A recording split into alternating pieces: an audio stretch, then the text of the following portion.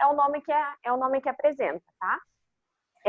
Se vocês quiserem, depois eu mando o link para vocês. Eu não consigo compartilhar a tela porque eu estou no meu celular e eu estou fazendo no computador o sorteio.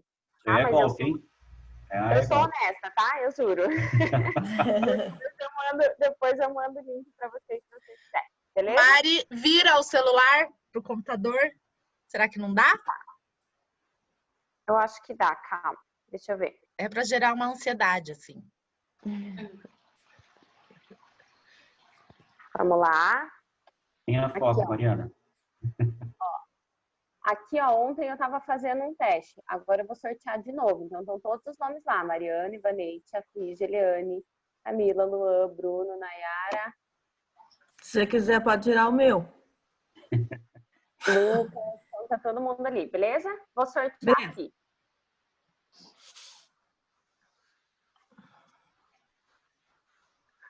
Resultado é o primeiro nome, Chafi. Aê! Eu tinha certeza que seria o nome mais estranho. Vamos fazer o seguinte, vamos fazer melhor de 3, tá? Nossa senhora! Ele nunca ganhou nem bingo, nada. Fazer melhor de 3. Pode rolar de novo, você vai estar viciado, certeza. Certeza que essa roleta tá viciada. Você quer minha apresentação, Chafi? O que é? O que foi, cara? Não entendi. Ô, Chafi, a próxima cumbuca podia ser só sobre a roleta, né? Ficar sorteando pra gente ver, né? Ia ser legal. Eu tenho certeza que essa roleta tá viciada. A Mariana fez ontem. Ela fez ontem e travou no meu nome ali, certeza. Ô, gente, tá dando problema de conexão aqui, eu vou ter que sair.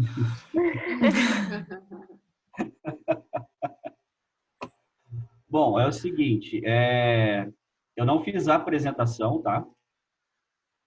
Mas eu li o capítulo, isso já é uma grande coisa, dentre outras coisas. Eu só coloquei uns tópicos aqui para eu lembrar, na verdade, do que era cada capítulo, tá? Deixa eu pegar aqui.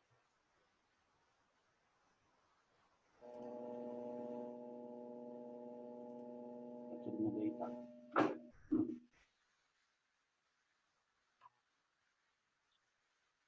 Bom, Camila, tem alguma orientação especial? Não, já vai disparando, falando o que eu acho, o que eu achei, o que eu não achei. Você tá mudo aí. Vai à vontade, tá todo mundo aprendendo. Ah, beleza. Ainda bem que eu sou a cobaia, então, não é isso?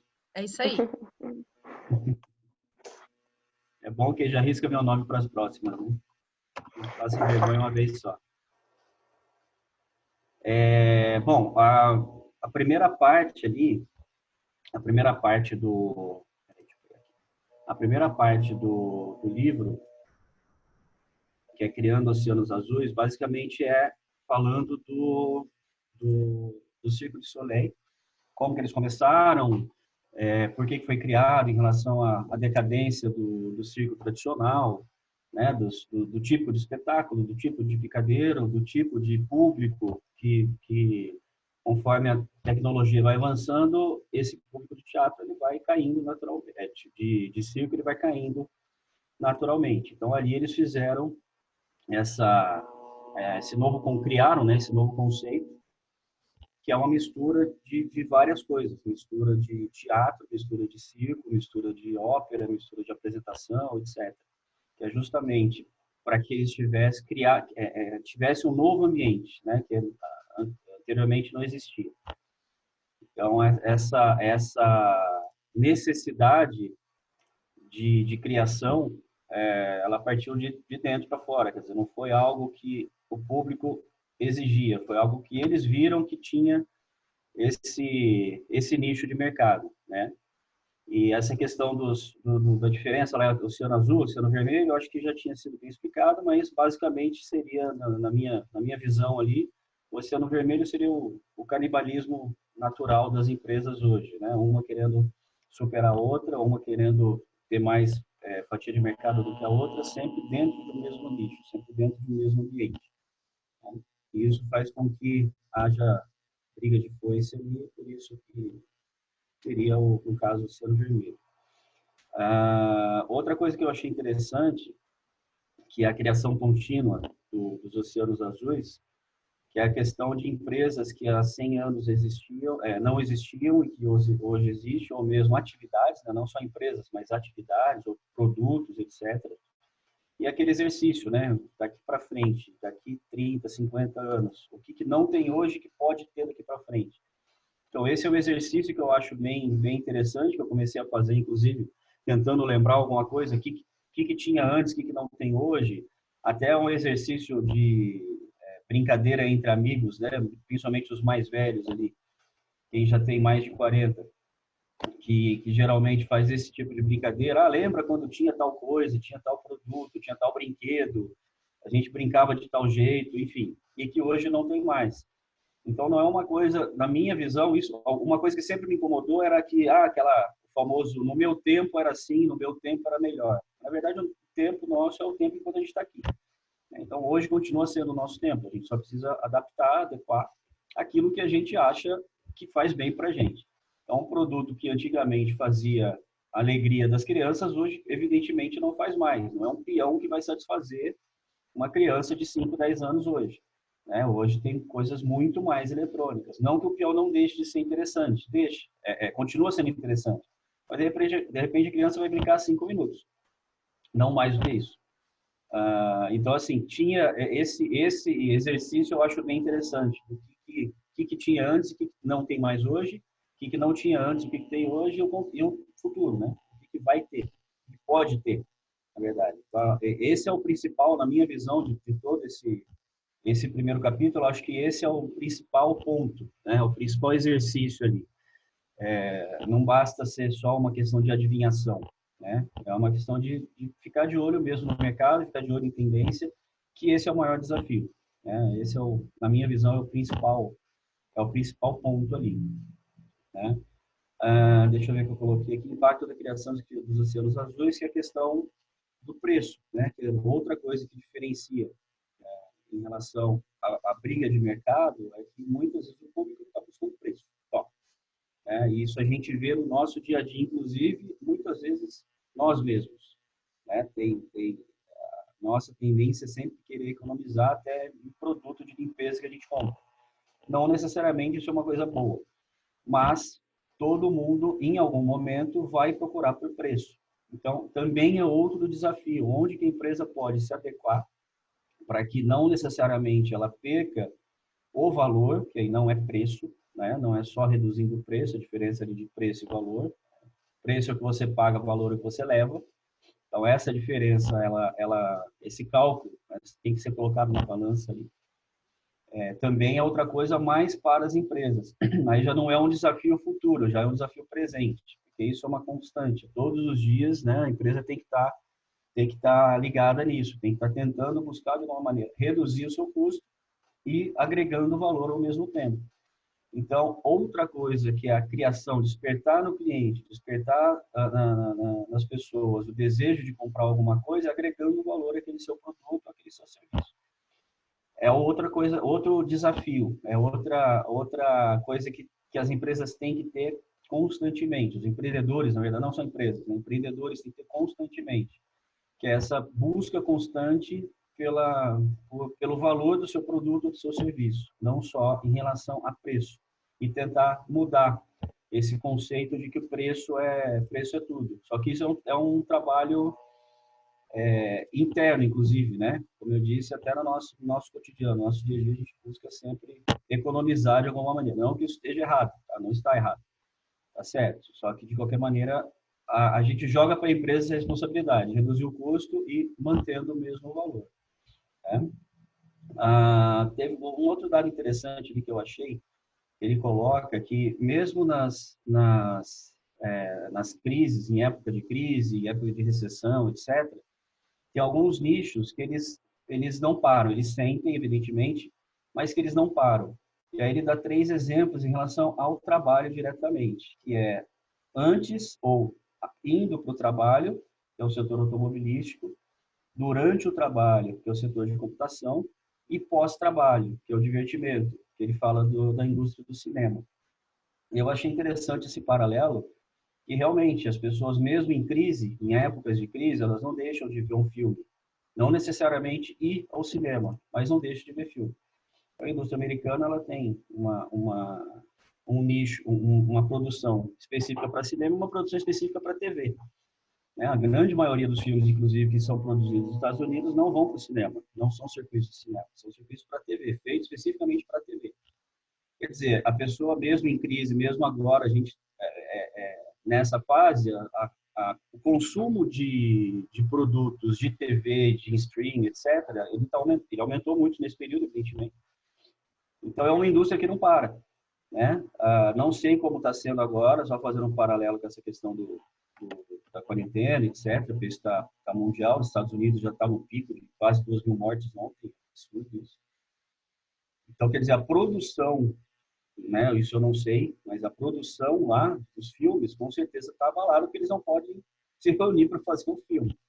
Né? Só que acredito que o volume feito já deve ter vamos dizer, um estoque ali para ser lançado. Então, assim, mesmo tendo essa recessão, essa indústria não para, porque vai para o streaming, vai para outro tipo de produto ofertado, que continua sendo na questão do pós-trabalho, que é na hora da nossa diversão. Né? O que a gente vai fazer em família? Vamos ficar na frente da TV assistindo um filme, uma série, uma novela, qualquer coisa parecida. Então, isso eu achei interessante também, que são 3 setores que não param. Computação. Pessoal agora de tanto do Zoom, por exemplo, que está sendo muito utilizado, Netflix está sendo muito utilizado, todas as empresas de telefonia que oferecem banda larga, está sendo muito utilizado. Então, tem alguns setores que não param. Mesmo na crise, eles estão aumentando, inclusive. Entrega, né? A gente já comentou, inclusive, o pessoal do iFood que estava contratando, desculpa, do iFood não, oh meu Deus, da Amazon, se eu não me engano, estava contratando mais gente porque não estava dando conta das entregas, enfim. Então, tem setores ali que não param. É essa adaptação que a gente tem que procurar. É esse caminho ali que a gente tem que procurar e não ficar batendo na mesma tecla, né? Tá todo mundo em crise, vai ficar parado, senta e chora. Não é assim. Vamos ver onde que a gente consegue caminhar para que essa crise tenha um impacto menor possível. Vamos lá. Inovação, agregar valor ao produto, salto de valor, tornando a concorrência relevante, é isso que eu já falei antes, da verdade. Aí ele fala das estruturas, né? Tem lá estruturalista e reconstrucionista. Essa da reconstrucionista, que também fazendo um outro paralelo, quando a gente começa, ou quando a gente volta a estudar depois de um tempo, depois ele já tem uma certa idade, o mais difícil é conseguir aprender. Aí a gente vai estudando, a gente vai vendo que na verdade não é isso. A gente tem que desaprender para depois começar a aprender. Esse é o pior, esse é o mais difícil de ser feito. Que é você pegar um histórico todo que você já tinha, desaprender tudo aquilo para aprender a aprender novamente. Como que é ficar na frente de uma tela de computador, fazendo um curso online, como que é estar dentro de uma sala de aula para fazer qualquer outro curso, como que é ler um livro para ter uma ideia daquilo que você pensava, se continua sendo a mesma coisa ou não. Com certeza não. Assim como quando a gente lê um livro há 20 anos e vai ler agora, a gente lê um livro há 20 anos e vai ler agora, a gente tem outra visão, a gente tem outro pensamento, a gente consegue ver outras coisas. Então, essa questão da oh meu Deus, me ajude aí, reconstrucionista, ou reconstrucionismo. Isso eu acho bem interessante também. Isso é uma coisa, tá, fugindo um pouquinho do livro, que também faz parte do nosso, ou deveria fazer parte do nosso cotidiano, e é uma coisa que está inerente ao ser humano, isso de ser um pouco teimoso nesse aspecto, né? E a gente, quando está fazendo algum tipo de atendimento, a gente também se depara com donos de empresa, com diretores, etc., que é a famosa síndrome de Gabriela, né? Eu nasci assim, eu cresci assim, eu fui sempre assim, e não é bem assim. Tem que desaprender para aprender de novo, para aprender a aprender. Esse aprender a aprender que eu acho que é o mais difícil. E isso faz parte também dessa questão dessa parte do livro ali, da construção de novos oceanos azuis. Né? Tirar o tapa-olho ali, né? Ter uma visão um pouquinho mais ampla. né? Abrir a visão periférica ali para isso. E, cadê? A questão dos fatores de risco, que isso também eu não tinha parado para pensar. Que em relação aos oceanos azuis, lógico que todo empreendimento, né, todo empreendedor, ele calcula os seus riscos, mas a questão dos oceanos azuis ali, ele tem em relação aos riscos, é muito baixo. Vários itens ali que ele coloca, é um risco muito baixo. Então, até eu separei uma parte aqui, eu vou ler rapidinho. Reconstrua as fronteiras de mercado. É um risco baixo nessa busca, porque você vai estar fazendo pesquisa. Concentre-se no panorama geral e não nos números. Também, um risco de planejamento básico. Você já tem as informações ali, basta reunir. Lógico que isso, na teoria, é muito mais simples do que na prática, mas já te dá um norte aqui. É uma questão de foco. Vá além da demanda existente. É um baixo risco de escala, justamente porque não existe esse histórico. Então, você vai estar construindo algo novo, sendo que esse algo novo ele vai ser criado, né? Ele não existe, não é algo que vai só ganhar escala. Acerte a sequência estratégica. É um baixo risco de modelo de negócios também, porque você já tem histórico de empresas semelhantes, de produtos semelhantes, e, de repente, é só readequar. Supere as principais barreiras organizacionais. Também a mesma coisa, né? Quebrar a barreira da síndrome de Gabriela.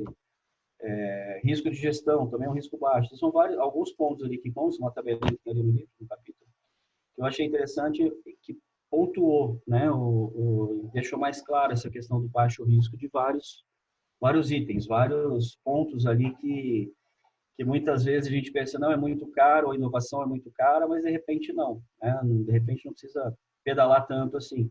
De repente basta ter uma visão diferente, né? Abrir o olho para um ponto que a gente não estava acostumado a olhar para ver isso, né? Muitas vezes até em outros livros, em outros artigos, alguma coisa assim, a gente vê a questão da visão. Olhar de um ponto de vista diferente. Até não lembro onde que eu vi isso, que é um exercício interessante. Assim, a gente está acostumado a sentar na cadeira, na frente do computador aqui, ou no escritório, o que quer que seja, no sofá, na mesa da sala, mas tenta colocar uma cadeira no canto da sala e subir na cadeira e olhar a sua casa de um ângulo diferente. Você vai ver coisas diferentes. Você vai ver até que tem uma sujeira num lugar que você não está acostumado a olhar, em cima de um balcão, em cima de alguma coisa. Porque a gente está acostumado a olhar sempre ali, né? Sempre no nosso cotidiano, no nosso ponto de vista. Procurar olhar de uma maneira diferente, tá? Até uma questão de empatia, ver com os olhos da outra pessoa. A gente sempre ter os dois lados, os dois ângulos da coisa. Tá? Eu basicamente era isso, como eu falei, eu não fiz nenhuma apresentação, eu procurei só colocar alguns pontos. Como era o primeiro também, a gente não sabia, eu particularmente não sabia até onde ir, tá? Agora eu acho que era isso. Basicamente esse primeiro capítulo era isso. Aí vamos, a intenção agora seja discutir um pouquinho e ver se eu não falei tanta besteira assim. Foi lindo, Chafi. Foi lindo. Obrigado, Jô. Parabéns, Chafi. Pronto, respira agora, querido. Tô até com medo agora. Quando você e eu, você não sabe falar bonito desse jeito. Ele falou coisas ali que eu não vi no livro. Acho que eu li o livro errado. Pô. Não, foi o que eu falei alguns paralelos, né? Não só desse livro, né? Que eu peguei outras comparações também. Mas é isso que é interessante, né? Como cada um observa de uma forma diferente e vê de forma, e compreende de formas diferentes, né? Então, por exemplo, a questão que você falou, Chafi, para mim, dos 50, volta o relógio 40 anos e depois adiante o relógio 50 anos, né? Isso me impactou muito, tipo assim, aceita que dói menos, né? O Oceano Azul sempre vai ter gente fazendo o Oceano Azul, caso você queira ou não. E uma coisa que também me chamou muito a atenção foi o que ele comentou sobre os movimentos estratégicos. Então, falando que até ele indicou 2 livros, né? que eles fizeram um estudo, uma pesquisa de empresas que sobreviveram na crise, só que não quer dizer que a empresa sobreviveu na crise que ela vai estar sempre com um cenário excelente. Então, ela se adapta também, né? Então, assim, a diferenciação não está nem no setor e nem na empresa, e sim os movimentos estratégicos que são colocados independente desses dois itens. Isso eu voltei e reli, porque o óbvio não é óbvio, né? Que até ele comenta da questão da tecnologia, para a gente não confundir a inovação de valor com a inovação de valor da área de tecnologia, né? Porque senão a gente sempre vai para aquele lado. E como é difícil, né? Então, esse é um exercício que eu acho um dos mais difíceis, justamente por conta daquela questão da desconstrução, né? Você tem que apagar, né? Ou não apagar, mas deixar de lado ali aquilo que você aprendeu até hoje e reaprender a aprender, porque não é fácil aprender, como eu disse, principalmente para quem está acima dos 40 ali, o Juninho já está nos 60, então pior ainda. Mas assim, é difícil você começar a aprender algo novo, sendo que muitas vezes para você aquilo lá já estava claro, mas não está claro, não era assim, né? Por isso que para aprender, começar a aprender uma língua, a falar uma nova língua, depois dos 40, também é mais difícil do que quem tem 20, e tem muito mais facilidade de aprender. Ou uma criança de 10 anos, a Camila, não sei vocês, a Camila tem 2 ali, nessa faixa. É muito mais fácil para as crianças aprenderem uma nova língua do que para a gente que já está mais velho. Não que a gente não consiga. Só que a principal barreira é aquela de reaprender a aprender. Não achar que você simplesmente fica na frente do professor e vai aprender tudo, não. É uma série de fatores ali que influenciam. E para criança é muito mais fácil pegar.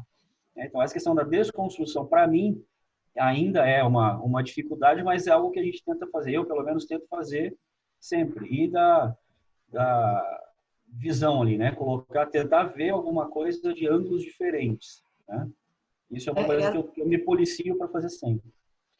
Essa é uma das coisas que mais me chama a atenção ali, né? Inclusive, teve 3 variações do livro, 4, né? Uma delas, ele foca mais e ele fala também ali no sumário, que é algo que eu acredito muito, que na verdade, você precisa não somente ter essa inovação, ter esse olhar diferente e vender não somente para o teu público, mas principalmente para o teu time, né? Todos precisam comprar essa ideia.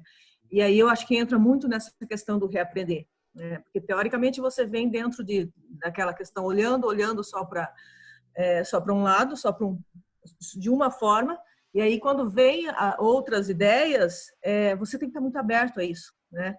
E um dos livros dele, ele foca exatamente em como você enganjar o teu time, né? Então, veja a importância de tudo isso. Não adianta você ter só um olhar, né, diferente. Não adianta você querer inovar ou querer reaprender, mas você precisa estar aberto e também precisa ter um time forte em relação a isso. Exato. Posso acrescentar uma coisa aqui que para mim chamou a atenção. Eu acho que a gente que é administrador, todo mundo estuda e usa isso como base. Mas ele não é que faz uma crítica, mas ele fala que os estudos atuais tendenciam a gente a ir para um oceano vermelho. Então, por exemplo, a gente faz análise de benchmark, a gente faz as 5 forças de Porter, a gente faz análise SWOT, e ele coloca isso no livro. Então, como todos esses estudos estão voltados para os nossos concorrentes. Então, eu acho que isso para mim me impactou, porque é uma quebra do que, teoricamente, a gente aprendeu na faculdade, é uma base do que, para a gente, administrador, a gente faz na empresa. Até hoje, a gente usa um sistema que tem isso, que tem assim, que traz toda essa explicação de análise SWOT, a gente aplica isso nas empresas e, ao mesmo tempo, é um outro ponto de vista.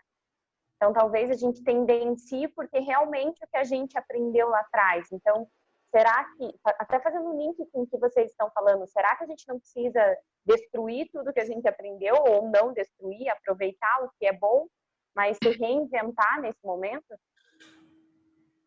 E isso, para mim, me chamou muita atenção, essa quebra com que a gente aprende como administrador. Alguém? Senão eu vou falar. Eu vou falar sem ser administrador. Pode Camila, falar? eu queria... Bom, eu falo depois do Juninho, então. Desculpa, Brunão. Não, a minha participação é rápida. A minha visão é engraçado, né? Porque pela primeira vez eu participei de uma cumbuca onde o intuito não era comum, né? Não era... A gente sempre tinha um foco, por exemplo, num ponto de ação ali determinado, né? Enfim, numa empresa. O foco era comum para todos que participavam da cumbuca. Então, aqui eu achei bastante interessante, porque a minha visão foi totalmente diferente do Chafi, mas eu entendi tudo que o Chafi colocou e só agregou para mim. Eu parti do momento, do pressuposto ali, de como eu sempre me posicionei na vida, não como colaborador e etc. E aí eu tive que voltar no capítulo de novo, que isso sempre me incomoda, porque a leitura para mim ela não é só aprendizado, é muita reflexão. E como o livro já é de reflexão, então para mim é sempre volto ali atrás. Então eu parti assim do princípio de que o que eu tenho sou eu, sempre vai ser isso, né? Então eu fiz algumas considerações do tipo as informações que eu obtive e de que forma que eu tenho tomado as minhas atitudes, né? Então, por exemplo, crie seu espaço, eu coloquei aqui uma observação, crie seu espaço onde não terão concorrentes. E aí eu pensei, eu estou fazendo isso não só como empreendedor, mas como ser humano, né? Como colaborador na época que eu trabalhei no SEB, né? Então, às vezes, a gente, como colaborador, a gente também entrava no Oceano Vermelho sem mesmo a gente ter conhecimento. Para a gente crescer dentro de uma empresa, é mais fácil você expor o erro do outro do que você criar algo diferente que agregue a empresa. E é isso que o empreendedor, o dono da empresa quer, né? Então, a minha reflexão foi só assim, tópicos de como ser humano, né? É lógico que eu me trouxe para o livro, né? Então, eu vou até compartilhar bem rápido a tela para vocês entenderem, porque eu tenho um sério problema de tirar as coisas da minha cabeça e pôr no papel. Ó, então, na verdade, eu fiz isso aqui. As informações que para mim foram relevantes, eu coloquei de um lado e me cobrei do outro lado. Bem simples, né? E isso que a Mari falou, complementando o que o Chafi colocou, entrou nessa minha figura aqui, né? De você se reinventar. Muitas vezes, eu não falo dar um passo atrás, eu falo sempre me colocar fora do cenário. Eu costumo pensar, refletir na informação que eu recebi e não tomar uma decisão no momento, e não é dar um passo atrás. Eu sempre coloco dessa forma. Eu gosto de ver de uma outra perspectiva, de lá de fora, né? E me provoco muito nesse sentido. Então, as reflexões que eu fiz foram essas, né? As informações que eu recebi do livro. Fique longe do Oceano Vermelho. E eu estou longe do Oceano Vermelho. Então, me colocando dentro como colaborador, como empreendedor, como propósito de vida, talvez seja a maior reflexão que eu tenha feito aqui nessa leitura do livro. Então, essa é a minha colaboração com você. É difícil falar, né, velho? Compartilha, amor. Vou compartilhar, dona Ordem.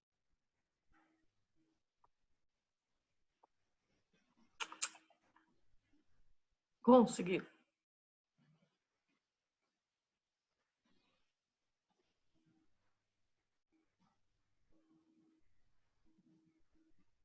Vai, Bom, Bruno. todos me ouvem?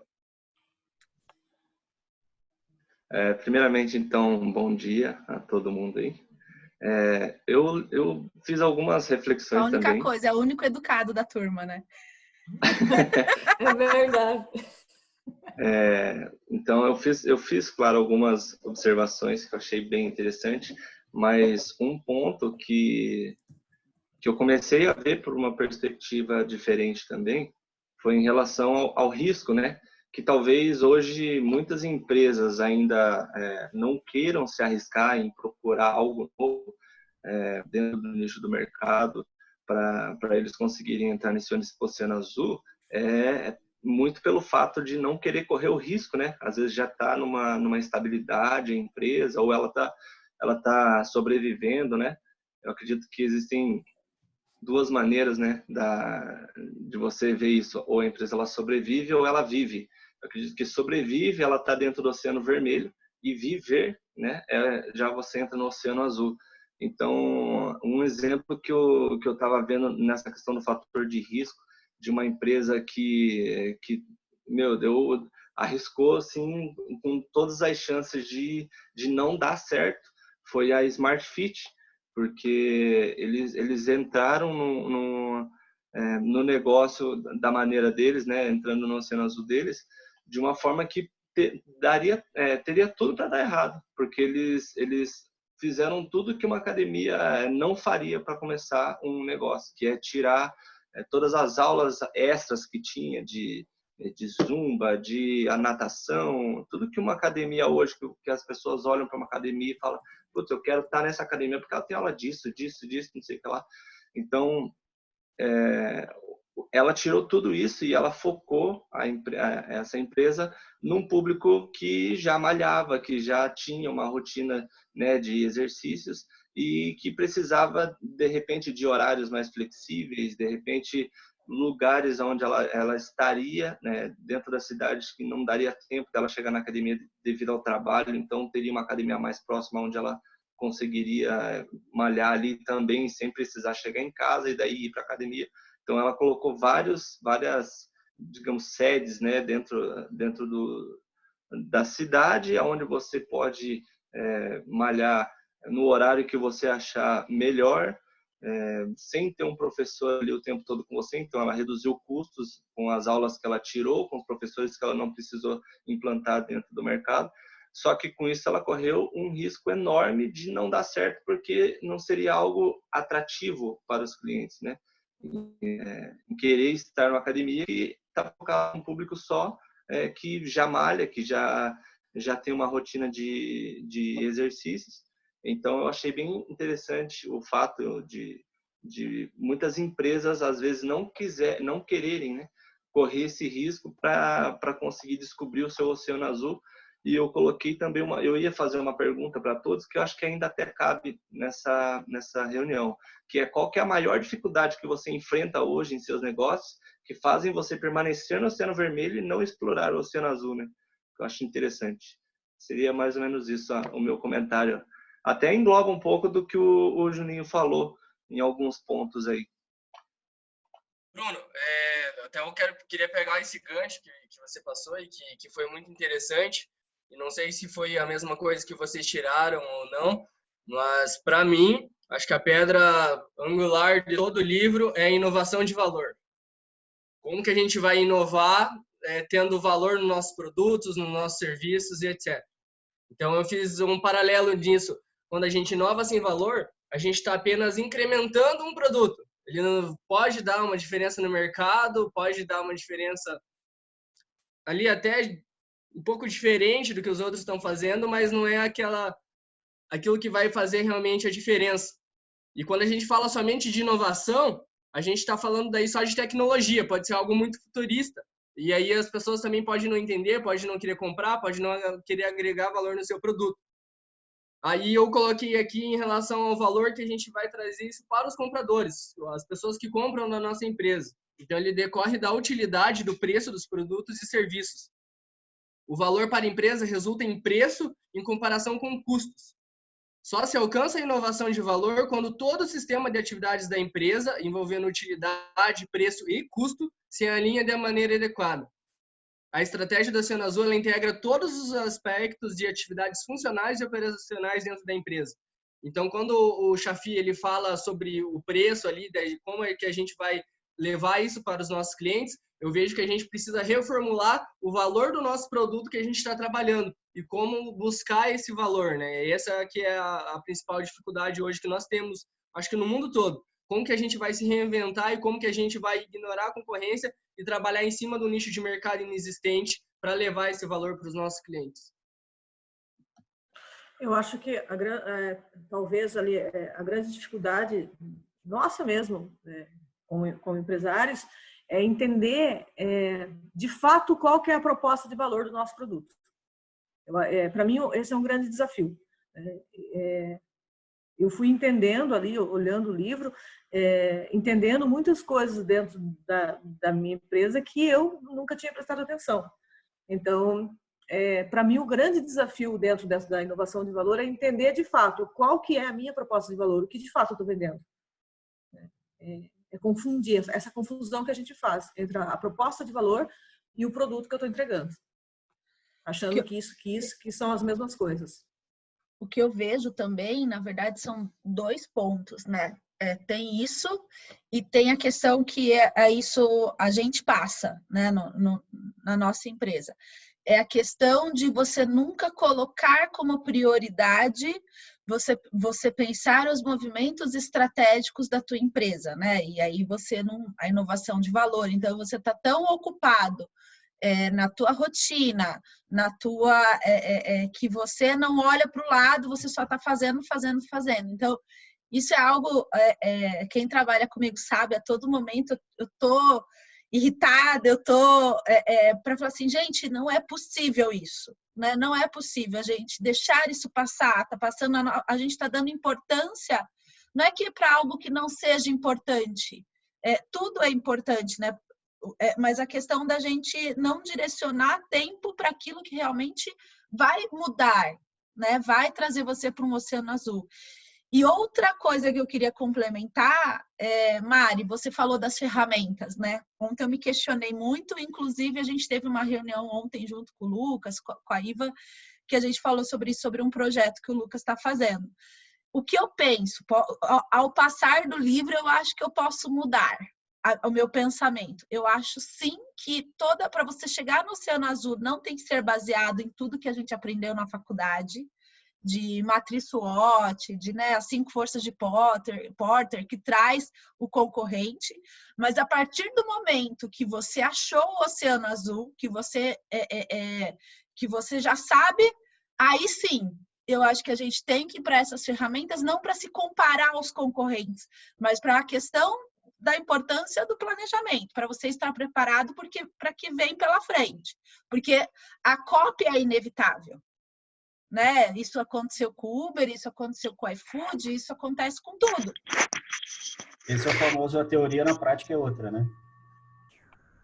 Porque e assim... a gente estuda, é isso que a Cá falou, a gente estuda, lógico, a teoria é muito importante, só que de repente não vai funcionar 100% para aquilo que a gente vai fazer na prática. Precisa ter alguma adequação ali. E sempre quem sai primeiro, desculpa, Mari, eu acho que eu cortei você. Não, pode falar. Só para complementar, sempre quem sai primeiro, ele leva vantagem. Eu estava vendo uma palestra, uma parte só de uma palestra do Ricardo Amorim um tempo atrás, ele estava dando exemplo da paleta mexicana. Ele falou, o cara que começou com a paleta mexicana ganhou muita grana.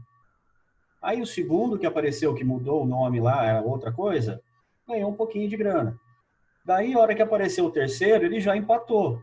O primeiro já tinha vendido a empresa dele, ou seja, começou o troço, vendeu, continuou ganhando grana. Quem apareceu depois, mesmo os franqueados, já não ganharam mais nada, porque já virou um troço tão... foi só uma bolha, que depois todo mundo perdeu dinheiro. O único que ganhou dinheiro de verdade foi o primeiro, o segundo ganhou um pouco, do terceiro para frente já empatou. Então, é isso que a Cá falou. O iFood foi o primeiro. Com certeza, eles ganharam grana. O Uber foi o primeiro também. Só que depois o troço vai aumentando, vai virando uma bolha, vai entrando um monte de concorrente que eles têm que ficar vendo para onde correr, para fugir do Oceano Vermelho. Aí o livro ele entra nesse assunto, que daí ele fala a importância de sempre recriar oceanos azuis. Exatamente. Daí entrar num fluxo de recriar oceanos azuis.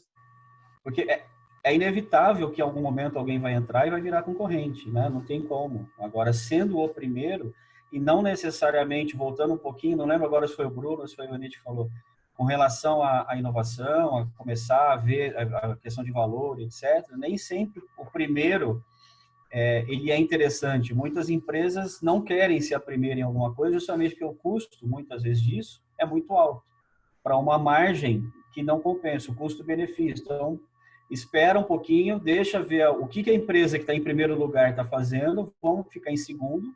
A gente não vai ter a mesma fatia de mercado deles, só que o custo que a gente teve de pesquisa e desenvolvimento foi infinitamente melhor do que eles tiveram. Então, o nosso lucro, comparativamente, acaba sendo mais interessante. Tá? Mas vai lá, Mari, desculpa te cortar. Não, na verdade, assim, eu acho... mudar de novo como você vai aprender daqui para frente, né? Eu concordo com a Kai, eu acho que a gente tem que conhecer os nossos concorrentes. A gente que vem de marketing tem essa gana de conhecer os nossos concorrentes. O problema é que às vezes a gente quer conhecer tanto, a gente fica tão focado nos nossos concorrentes que a gente não enxerga o Oceano Azul. Eu acho que sim, precisa dessas ferramentas, ok, só que não igual no cabresto do cavalo, sabe? O fato de você estar disposto a procurar o Oceano Azul também, não só ficar nessa informação. Uma coisa que eu achei interessante que citou no livro também, e que o Jafi até comentou sobre isso agora, foi a questão de que, até anotei, que geralmente as empresas pioneiras, elas botam o ovo, né, colocando uma parábola, né, digamos assim, a empresa pioneira, ela bota o ovo para outras empresas chocarem esse ovo. Na questão, levando isso de exemplo para a Uber, as empresas de táxi colocam o ovo, a Uber veio e chocou o ovo, amadurecendo todo o sistema, a forma de fazer a corrida e tudo mais. Então, achei interessante esse ponto e foi um dos pontos que eu anotei também ali na minha apresentação. Eu acho que, falando um pouquinho da questão do que vocês comentaram, né? Eu acho que por que as pessoas acham tão difícil achar o Oceano Azul? Porque todo mundo busca algo que ela acha que não conhece. E que às vezes, assim, é algo que está tão próximo dela, é algo que está tão ali na frente, que não, assim, normalmente as pessoas não conseguem entender, né? Do que vocês estavam comentando, assim, anotei aqui vários pontos, mas assim, uma das coisas importantes que eu acho que é por isso que a gente não consegue muitas vezes enxergar qual é o Oceano Azul, igual o Lucas comentou, né?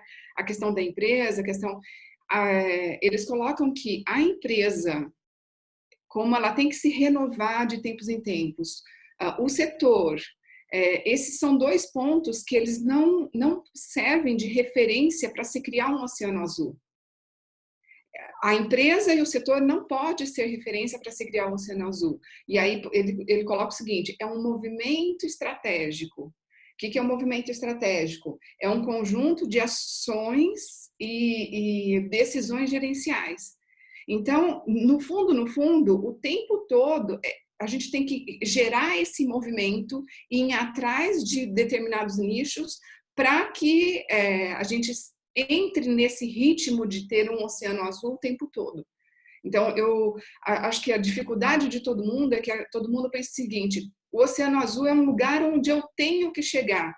Eu acho que, na verdade, o Oceano Azul é um movimento que a gente tem que fazer o tempo todo para estar dentro do Oceano Azul, né? E não algo num lugar onde a gente tem que chegar, e sim um movimento. Pelo que eu entendi, assim, de tudo, né? Além das questões da pedra angular, que é fantástica, além da história de se você quer, como fala, se você quer superar o seu concorrente, não tenta, na verdade, superar ele, né?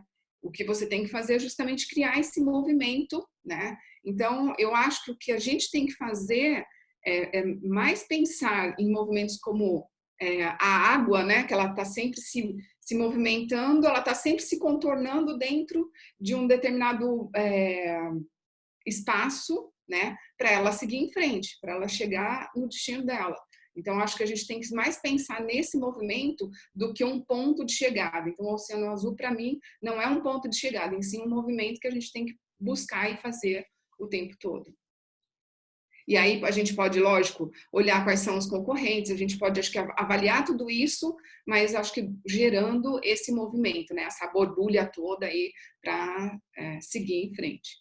Eu ouvi uma frase uma vez, desculpa, Chafi, eu ouvi uma frase uma vez, que acho que seria talvez, não o tema do livro, mas poderia até estar na capa, né? Se você for pensar, que não há concorrência para quem é original.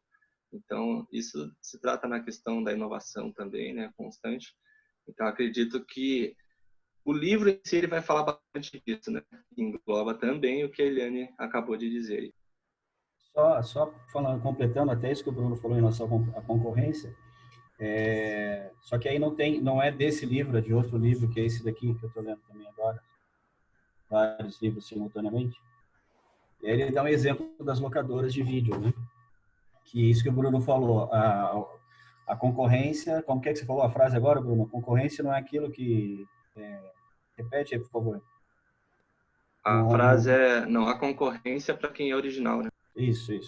Não há concorrência para quem é original. Ele dá um exemplo das locadoras de vídeo, que hoje não existem mais, mas que lá, né, principalmente na década de 80, 90, ali, acho que foi bom, talvez até o início de 2000, os concorrentes das locadoras eram outras locadoras, no pensamento dos donos de locadoras. Né? Se eu tenho uma locadora aqui e abrir outra daqui no quarteirão seguinte, esse cara vai ser meu concorrente. E, na verdade, não. Quem destruiu as locadoras não foi uma outra locadora, foi um outro tipo de serviço que, na época, ninguém imaginava. Né? Então, é isso que o Bruno falou. E, na época, não tinha um concorrente. Né? Hoje, já tem várias outras empresas, não tem mais só Netflix, tem várias outras de streaming também. Né? E esse mercado a Amazon, né? A Amazon vem chegando forte no nosso país agora. A Amazon... Também. Então, mas a utilidade é a mesma, né? Exatamente. É o assistir o filme. Então, e hoje, como a gente tá... é o Pão Puma. Pão Puma é marca, né? Só que a gente fala Pão Puma, fala Gillette. Netflix, mesmo quem tenha assistido a Amazon, às vezes até por força do eu vou assistir um Netflix agora, que na verdade não vai ser, né? Então, acaba criando uma força. Uber, a gente pega 99, mas fala que foi de Uber. É a mesma coisa, porque foi a primeira empresa. Né? Então, essa questão da concorrência, nem sempre a concorrência é aquele cara que está fazendo a mesma coisa que você. Né? A gente que segue muito o João Apolinário, né, ele fala que inovar é questionar aquilo que já existe. Então, eu acho que é bem essa questão, quer dizer, a questão da locadora, né? Quer dizer, as pessoas, elas estão assistindo o filme, vão continuar assistindo o filme, mas, assim, da mesma forma que existe hoje, né? Era um saco você ter que devolver em 3 dias, era um saco você ter que, sabe, se deslocar da sua casa, né? Quer dizer, tinha toda uma... Então, é questionar aquilo que existe, né? E quando criou a Blockbuster, que, nossa, a sensação era devolver na caixinha. Exatamente.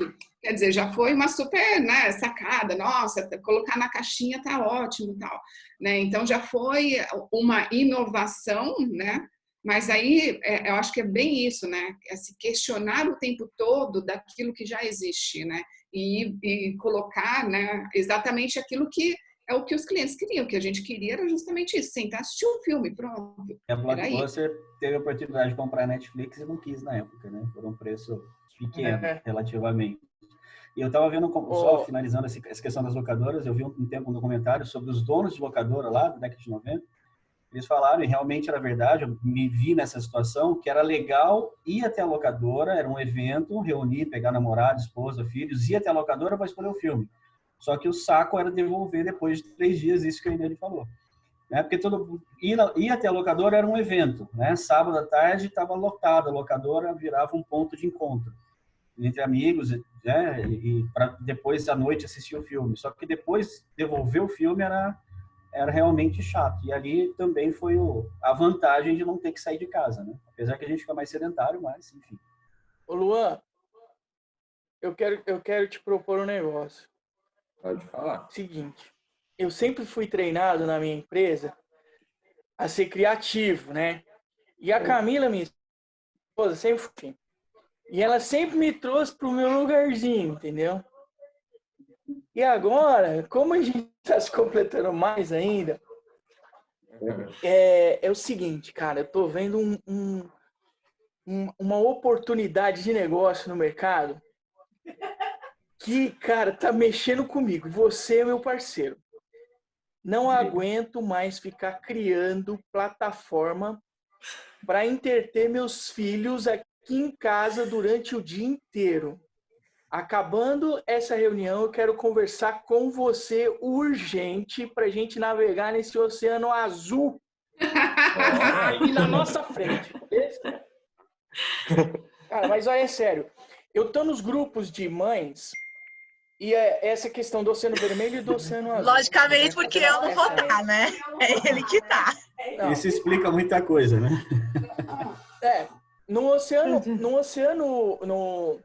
Nos grupos que eu estou, as coisas fluem. Nos grupos que as pessoas mandam mensagem para Camila, ela não responde, e aí mandam para mim, né?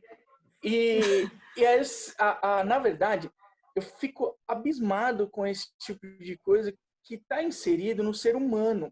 Não é só na empresa, é aquela imagem que a Mari falou, depois eu vou mandar ali no grupo da Kumbu. Parece que as pessoas foram treinadas para reclamar e não para entregar uma solução. Então, nos grupos das mães é desgastante, eu destoo, eu fico irritado. Aí tem aquela questão, Luan, de eu ter sido funcionário da empresa e de ter relacionamento com os donos da empresa até hoje. Mas eu fico desesperado. A Eliane está fazendo assim com a cabeça que ela sabe que eu reclamo mesmo. Eu sou o dono da bola, como ela fala. Mas não conseguiram conversar não conseguiram fazer a plataforma interagir com os alunos. O que tem de reclamação é absurdo. E aí uma mãe encontra uma solução, não existe mais comentário sobre aquilo. Resolveu, pronto, acabou. Então parece que as pessoas foram treinadas para reclamar e não enxergar oportunidades, né? E a gente está navegando nesse momento não só em diversas oportunidades, momentos para nós mesmos, a gente mesmo se reinventar. Ontem eu fazendo uma reflexão com os meus filhos em casa. A gente está há 1 mês em casa. Quantas vezes a gente sentou junto para conversar sobre amor, que foi o tema da conversa de ontem, né? E aí vai passar os 30 dias, o que você fez para valorizar esse momento em família, esse momento de reflexão? Não, continuei normal, continuei seguindo minha vida normal. Gente, eu acredito nisso, nada é por acaso. Então, vamos refletir depois desse bate-papo, certo, parceiro? Quero deixar claro que todos que estão presentes na sala têm uma porcentagem nessa empresa por contribuir no lado criativo dessas pessoas. Testemunho, estou gravando. Gente, a conversa tá ótima, mas são 7h54, acho que todo mundo tem que seguir o rumo. Mas foi, para mim, sempre, né? Acrescenta demais a visão de cada um, né? A gente precisa tirar uma foto. Mas agora eu tirei algumas. Mas vamos todo mundo, né? Rindo, fazendo pose.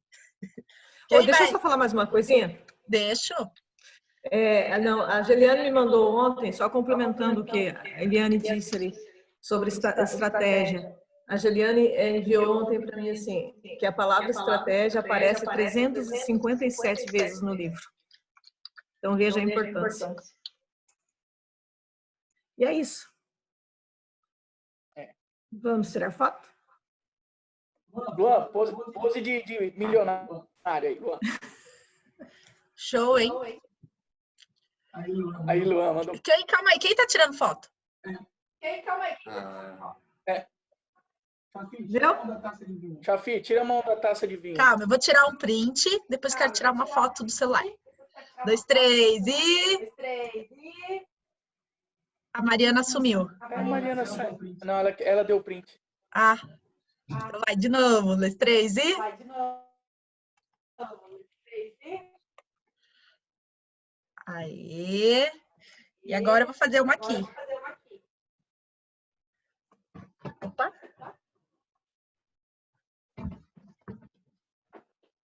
Ô, Ju, você vai ficar com esse fone torto assim mesmo? Fora, Camila. O que é, chefe? Você vai ficar com esse fone torto assim na cara? Vai. É porque... 1, 2, 3 e para de falar. 1, 2, 3 e X. Você tá falando. O outro é para as crianças também, entendeu? A gente tá brincando de ventríloco aqui. Quer falar sem encher a boca. Assim? Exatamente. Eu fui treinado para isso aqui em casa. Já acabou a foto, eu Luan, também. pode sacanear. Ô, gente, o que eu acho que é interessante agora, que eu tô muito ansiosa, é o capítulo 2, né? Que ele começa a falar das ferramentas. Daí eu acho que fica mais palpável também de tudo que a gente tá falando, né? Não, é mais técnico. Vai ser você a próxima, Ju. Torcendo muito! Eu só vou Já anotei falar... aqui para configurar. O próximo é o Juninho, então? Boa, boa. Quarta-feira que vem eu tenho outro treinamento assim. Ó, não vale ser repetido, né? Isso, quem já foi já vai ser riscado da roleta. Teoricamente não, né? Ó, tô falando que esse troço é viciado. Gente, eu realmente tenho que ir. Eu também. Beijo, tchau. Beijo. Beijo. Valeu. Tô te ligando.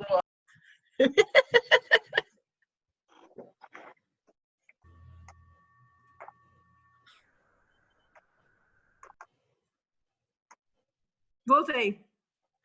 Ê! Que beleza. É a Iva. Pergunta se é remédio para ela se eu posso. Ai, calma aí, eu quero parar de gravar. Calma aí.